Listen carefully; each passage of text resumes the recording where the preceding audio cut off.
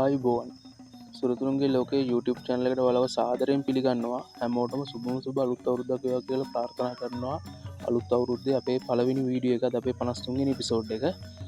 අද අපි කතා කරන්න හදන්නේ ටයිමින් සත්තුන්ගේ සාමාන්‍යයෙන් හුස්ම ගැනීමේ හැකියාව සහ ගැන පෙනහළු පිරිසිදුව තියාගන්න. ඒ කියන්නේ සත්තුන්ට ගොඩක් වටින වීඩියෝ එකක් ගැන. එහෙනම් අද බලමු කොහොමද වීඩියෝ එක ඉස්සරහට යන්නේ කියලා.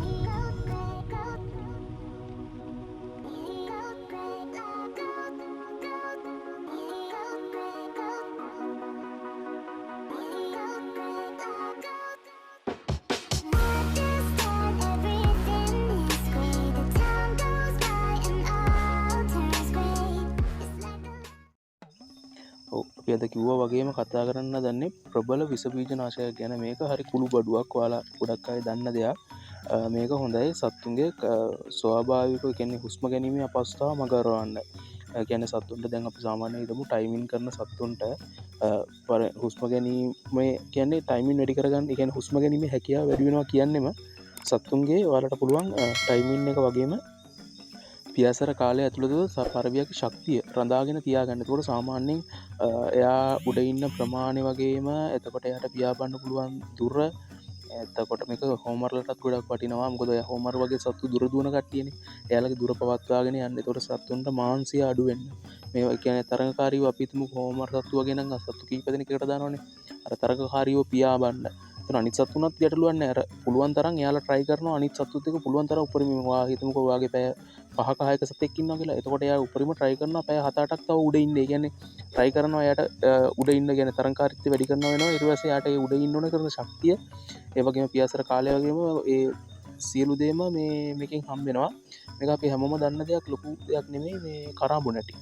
කරාඹු නැටි කියන්නේ ගොඩාක් ගුණයි. කියන්නේ අපි සාමාන්‍යයෙන් පරවි හදන අය දන්නවා කරාඹු නැටි කියන්නේ මේ කියන්නේ කුළු බඩු වර්ගයක් විතරක් නෙමෙයි කියලා. අපි දන්නේ ඔය කොයම වලට දානවා එක්ක දත් එක්කමක් આવුත් දතකට තියා ගන්නවා වගේනේ. ඒ වුණාට පරවියන්ට ගොඩාක් වටිනවා මේ කරාඹු නැටි. ඒකෙන් කියන්නේ සාමාන්‍යයෙන් ටයිමින් සතෙකුට එයාගේ පිහාටු කියන්නේ පිහාටු අත්තටු වගේම එයාගේ පෙනහළු දෙකේ කියන්නේ පපුව ආශ්‍රිතව කියන්නේ ඔයාගේ හුස්ම ගැනීමේ හැකියාව හොඳට කන්ට්‍රෝල් වෙනවා. ඔයාලා දකින්න ඇති සාමාන්‍යයෙන් සත්තුන්ට ඔය හැක් වෙලා වගේ බහිනකොට ගොඩාක් හති අමාරු වෙනවා. ඒතර හිතන්න උඩ දියාලට කොහොම අමාරුවක් තියෙනවා කියලා. එතකොට ඒක මගහරව ගන්න මෙයාලට ගොඩාක් පුළුවන් මේ මගහරව ගන්න පුළුවන් කරාඹු නැටි දෙන එකෙන්. කරාඹු නැටි වලින් කරාඹු නැටි දෙන්න පුළුවන් ක්‍රම කීපයක්ම තියෙනවා. මම ඒකත් ඔයාලට කියන්නම්. සාමාන්‍යයෙන් ටයිමින් සතෙකු කියන්නේ එහෙම දෙනකොට අනිවාර්යයෙන්ම එයාගේ ටයිමින් වගේම පරවියගේ ශක්තියත් බැලන්ස් වෙලා මේ ටයිමින් කාලෙ වැඩි වෙනවා. ශක්තිය උඩ ඉන්න ඒ වගේ හැමදේම හරියනවා. එතකොට ඔයාලට මේක සාමාන්‍යයෙන් කියන්නේ අනිත් එක තමයි දැන් උඩදී සාමාන්‍යයෙන් සත්තු හුස්ම ගන්නකොට විස බීජ නම්මනම් පෙනහළු වලට පපුවට බලපාලා පොඩි පොඩි දේවල් මොකද දූවිල්ල. අනික ගොඩක් උඩ සත්තු පියාඹන්න එක දිගට ගොඩක් වෙලා පියාඹනවා.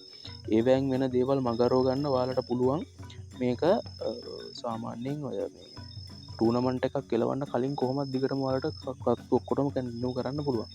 ඒ වගේම තමයි ඔයාලට පුළුවන් ටූර්නමන්ට් එක ගිහිල්ලා ආවට පස්සෙත් ඒ කියන්නේ සත්තු ආවට පස්සෙත් මේක කන්ටිනියු කරන නිකන් පෝෂණ අතිරේකයක් විදියට වගේ ඔයාලට මේක දෙන්න පුළුවන්. එතකොට කියන්නේ සාමාන්‍යයෙන් ලොකු දේවල් ඕනේ ඔයාලට පුළුවන් කරාඹු නැටි කීපයක් වතුරයකට දාලා උණු කරලා ඊට පස්සේ ඒක සම්පූර්ණයෙන්ම කූල් වෙන්න මේකේ කාමර උෂ්ණත්වය සම්පූර්ණයෙන්ම නිවෙන්න තියන්න ඕනේ. හොඳටම නිවෙන්න තියලා ඉවර වෙලා ඔයාලට පුළුවන් ඒක නිමුණාට පස්සේ මේ සත්තුන්ට බොන්න දෙන්න. ඒකෙන් සාමාන්‍යයෙන් ප්‍රතිශක්තිය වැඩි වෙලා ශක්තිය වැඩි වෙලා ප්‍රබල විස බීජ නාශකයන් නිසා අර සත්තු උඩදී එයාට මොනම විස බීජයක් මොන හරි ඇඟට තුලලා දින ඒවා ඔක්කොම මගහැරලා යනවා.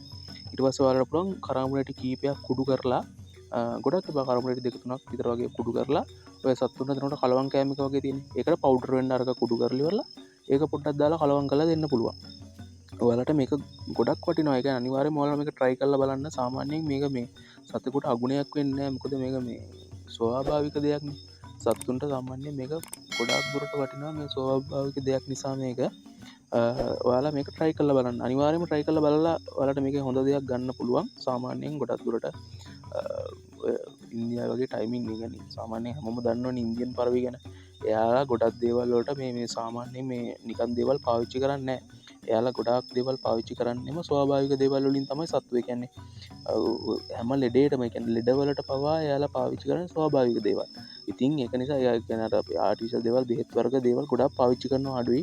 ඔය මල්ටි විටමින් එකක් දුන්නොත් ඇරෙන්න ඒත් එයාලා ගොඩක් දුරට බෙහෙත් හැම ලෙඩේටම සහ ලෙඩ හැදෙන එකෙන් වළක්ව ගන්න පාවිච්චි කරන ස්වාභාවික දේවල්. දැන් මගේ channel එකෙත් මම ගොඩක් දේවල් එයාලගෙන් දැනගත්ත දේවල් මම ඔයාලත් එක්ක ෂෙයා කරගෙන තියෙනවා. මේ වීඩියෝ එකත් ඔයාලට ගොඩක් වටි. මොකද ටයිම් ඉන්නේ. කියන්නේ ටූර්නමන්ට් එළවන කට්ටියට ගොඩක් වටින වීඩියෝ එකක් වෙයි මේක. මොකද මේ ඔයාලා try කරලා බලන්න පුළුවන්. මේ වීඩියෝ එක තියෙන දේවල් ඔයාලා try කරලා බලන්න. ඔයාලට කොහොමද කියන්නේ ඔයාලගේ දේවල් තියෙන සත්තුන්ගේ ටයිමින් වැඩි වුණාද කොහොමද කියලා ටික දවසක් මේක try කරලා බලන්න. සාමාන්‍යයෙන් සතියකට දෙපාරක් විතර වගේ දුන්නොත් හරි. සතියට එකපාරක් දෙපාරක් වගේ දුන්නොත් මේක හොඳට මැති. උනට වැඩි දෙන්න හොඳත් නෑ. සයමද මේක මේ ටයිමින් හැදෙනවා මොනවා හරි කියලා සතිය දවස් 7ම දෙන්න. ඒ වගේ දේවල් කරන්න යන්න එපා. මොකද සත්තුටත් දරා ගන්න පුළුවන් ප්‍රමාණයක් තියෙනවා. අනික ඕනම දෙයක් උනට වැඩි ඕනේ නෑ. ඒක නිසා අනිවාර්යයෙන්ම සතියකට දවසක් දෙකක් දෙන්න. සාමාන්‍ය සතියට පාරක් විතර වගේ අර කුඩු කරලා කෑම එකට කලවම් කරලා දෙන්න. ඔයාලට හොඳ මේ performance එකක් මේ සත්තුන්ගෙන් බලා ගන්න පුළුවන්. එහෙනම් අද වීඩියෝ එක ඔයාලට ගොඩක් වටින්න ඇති කියලා මම හිතනවා. අපේ channel එක subscribe කරලා නැත්නම් subscribe කරන්න, අනිත් අයටත් බලන්න share කරන්න වීඩියෝ එක. අපේ group ටික channel එකේ සහ WhatsApp group එක, ඊට පස්සේ TikTok channel එක, Facebook group එක, page එක ඔක්කොගේම link ටික දාලා තියෙනවා. ඔයාලට පුළුවන් ඒවත් එක්ක එකතු වෙන්න. අපේ අලුත් වීඩියෝ ඔක්කොම බලන්න පුළුවන්. ඔයාලට මොනවා හරි ගැටලුවක් තියෙනවා නම් WhatsApp group එක හරහා ඔයාලට එකතු වෙන්න පුළුවන්. එහෙනම් අදට අපි මේ වීඩියෝ ඉවර කරනවා. ඊළඟ අලුත් වීඩියෝ එකකින් හම්බෙමු. හැමෝටම සුබ දවසක්.